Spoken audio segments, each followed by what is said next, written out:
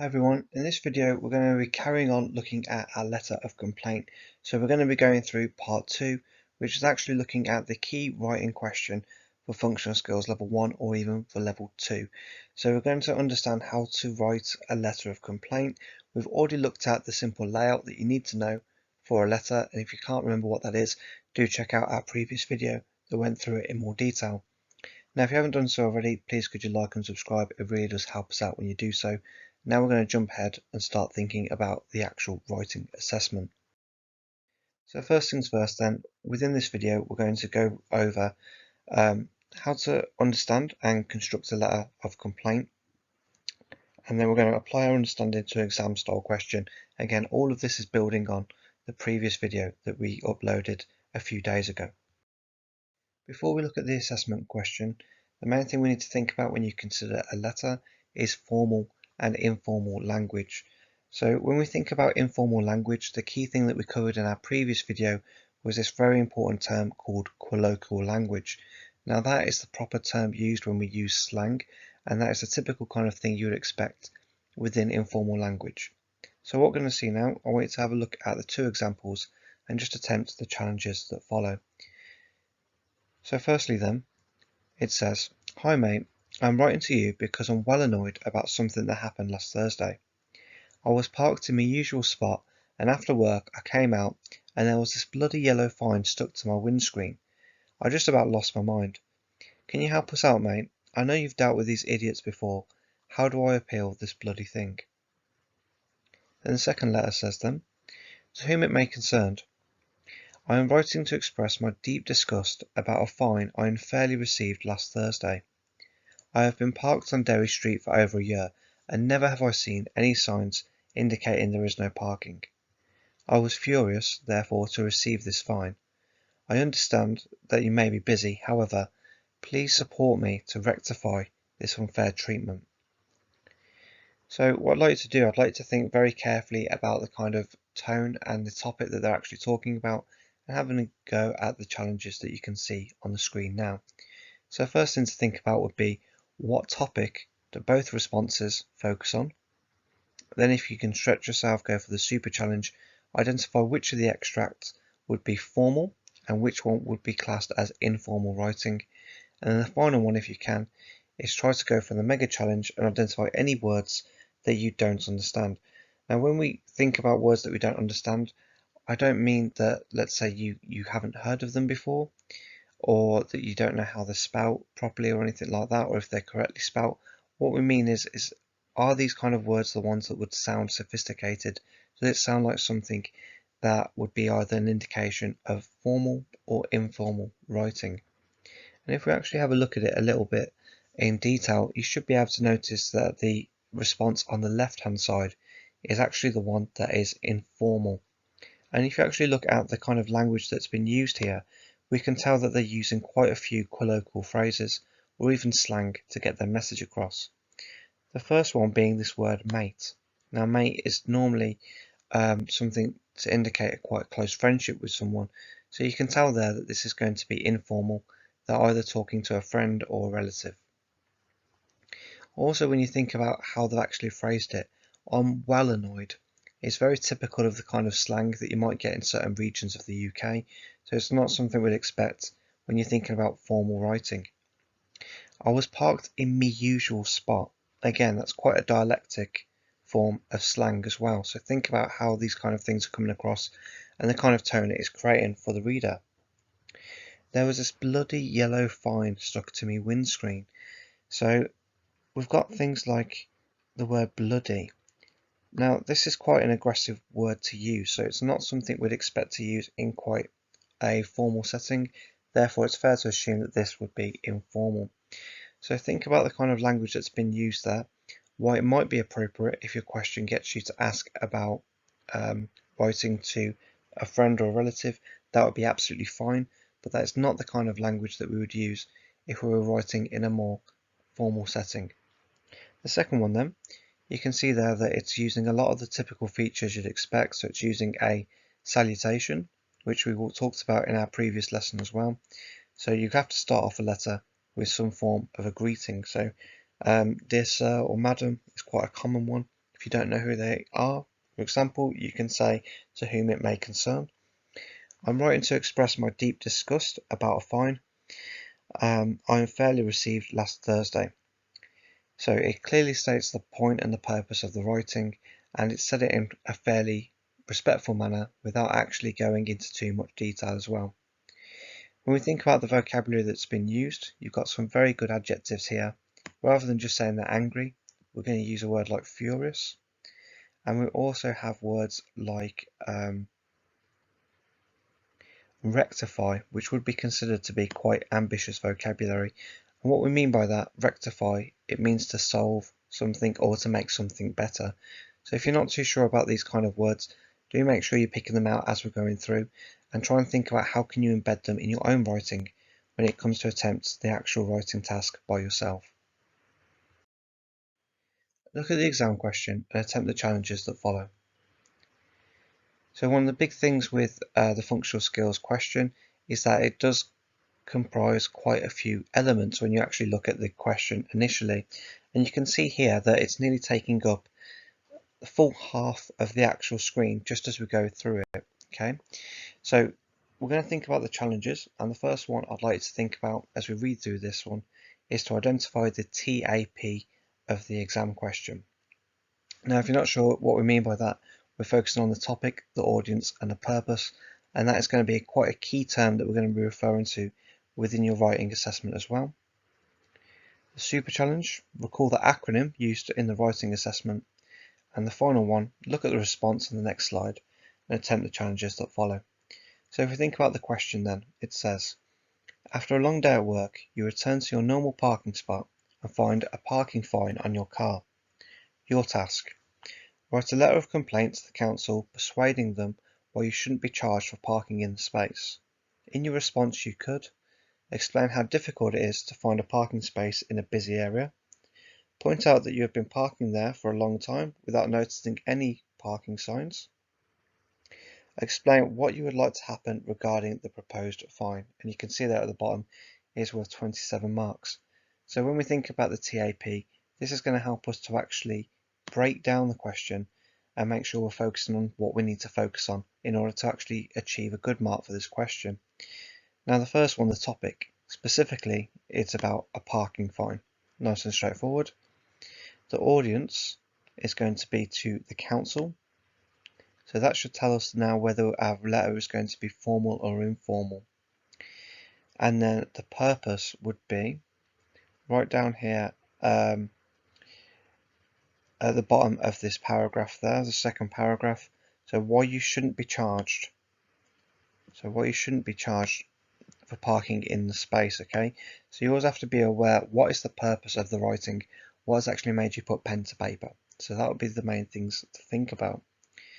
Now, if you're not too sure what we're talking about when we're on about the acronym, the used in the writing assessment, we're talking about DeForest techniques. We have looked at it in many videos. If you're not too sure what we mean by this, do check out another video that I did recently that is looking at GCSE and functional skills and how they work together. It's a really good one to look at and to check out the kind of skills and qualities that you gain in functional skills and how you can apply it to other areas as well.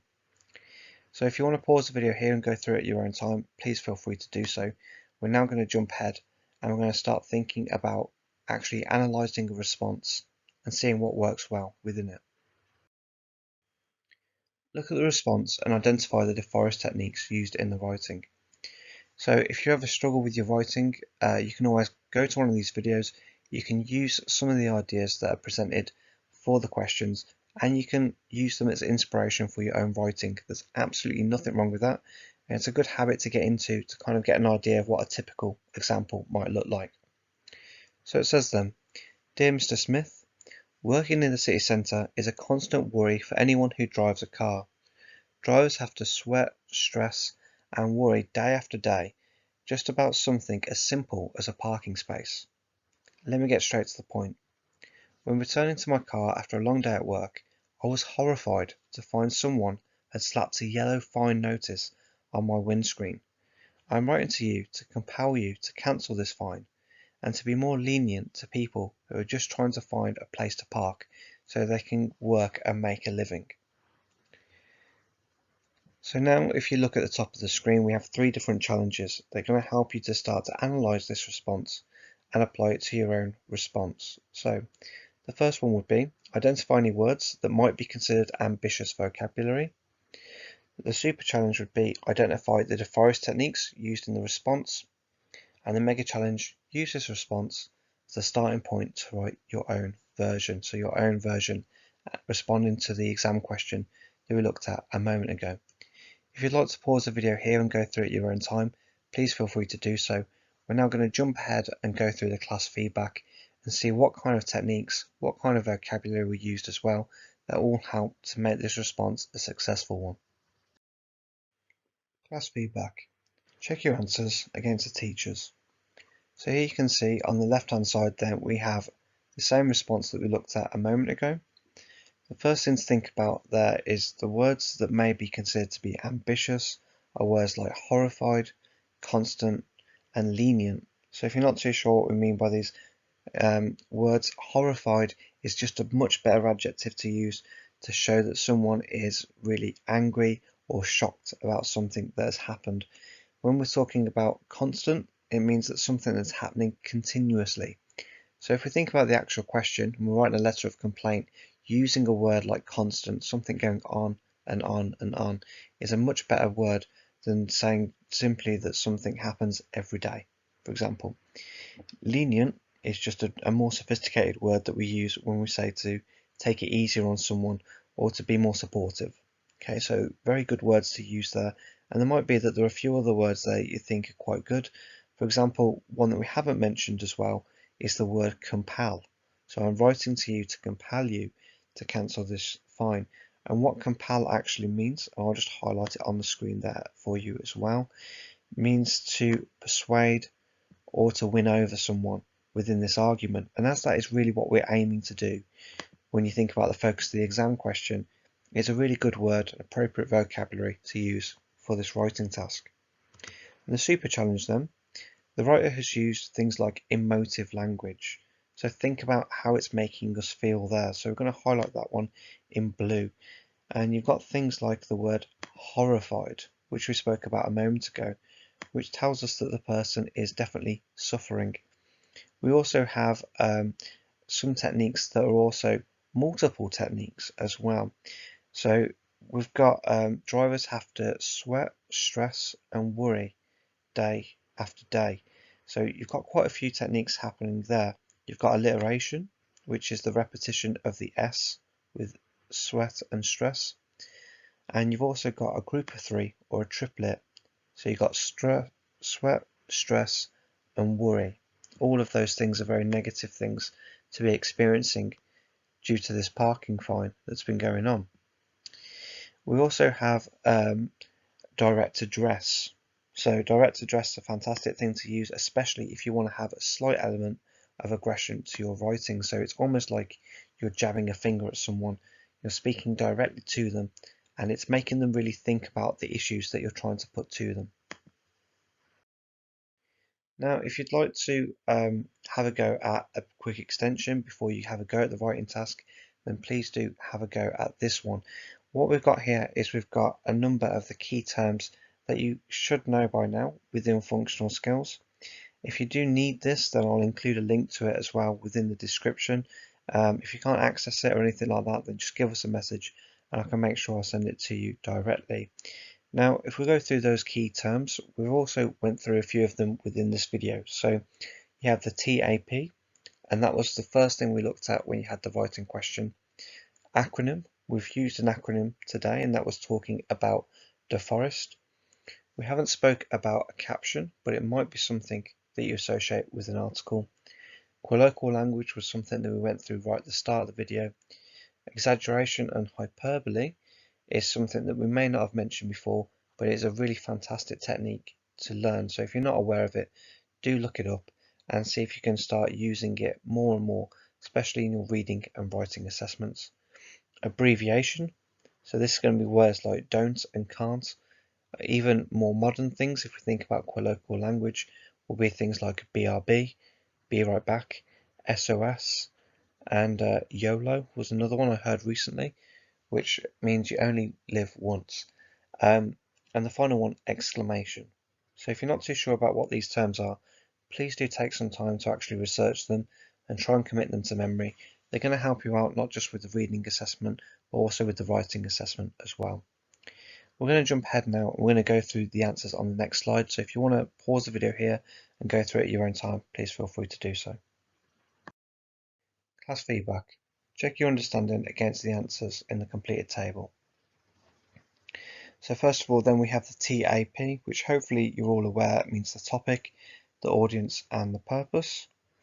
Acronym. An acronym is an abbreviation made up by the letters of another word. So for example, deforest. A caption. Again, this is something that you're likely to get when you look at an article, so specifically with the reading exam. A title or brief explanation accompanying an illustration or an image. Colloquial language. So we looked at this at the start of the video. This is the style used for casual communication. Exaggeration or hyperbole. So statements or claims not meant to be taken literally. Abbreviation. A short form of a word or phrase. And exclamation, the final one, to show anger, happiness, shock, surprise, depending on the situation. Now this is actually slightly different from using an exclamation mark, which is the form of punctuation. Something can be shown as an exclamation by having it highlighted, having it in larger font, having it in bold, for example. All of these are things that you might actually encounter when you're thinking about the reading assessment as well. Now what I'd like to do, I'd like to think back to the actual writing question that we looked at a moment ago. Try and use everything we've learned today or covered in this video to attempt your writing question. If you need any help or support, please do contact us. If you want anyone to look at your response as well, we're more than happy to do that. If you need any additional support, then new videos will be added every single week. Alternatively, you can check out our partner channel, Bookworm Teaching, for more lessons and guidance on all things English. Thanks ever so much for listening, guys, and all the best with your work and your revision in the future. Bye bye.